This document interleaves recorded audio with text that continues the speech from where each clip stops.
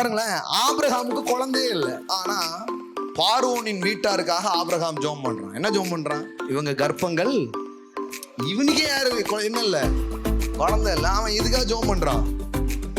பார்வோன் வீட்டுல இருக்கிற எல்லாருடைய கர்ப்பங்கள் திறக்கப்படுவது. அவன் ஜெபம் பண்ணோன்னா எல்லாருடைய கர்ப்பங்களும் திறக்கப்படுது. உங்ககிட்ட ஒண்ணு இல்லைங்கிறதுனால உங்க மூலமா அது நடக்காதுன்னு அர்த்தம் கிடையாது. ஏன்னா இல்லைன்னு சொல்ற உங்க மூலமாகத்தான் அது நடக்க போகிறது. இப்போ உங்க குடும்பத்துல சமாதானம் இல்லைங்கிறதுக்காக நீங்க எந்த குடும்பத்துக்குள்ளேயும் சமாதானத்தை கொண்டு வர முடியாதுங்கிறது ஒரு பொய். I break the lie of the devil. பல 1000 குடும்பங்களை நீங்க வாழ வைப்பீங்க. ஒருவேளை நீங்க வாழ்க்கை இழந்திருக்கலாம், உங்க வாழ்க்கை கெட்டு போயிருக்கலாம். உனக்கெல்லாம் என்ன யோகிதை இருக்கு அப்படின்னு பிசாசு சொல்லுவான். எனக்கு தான் யோகிதை இருக்குது, என் தகுதி தேவனால் உண்டா இருக்கிறது.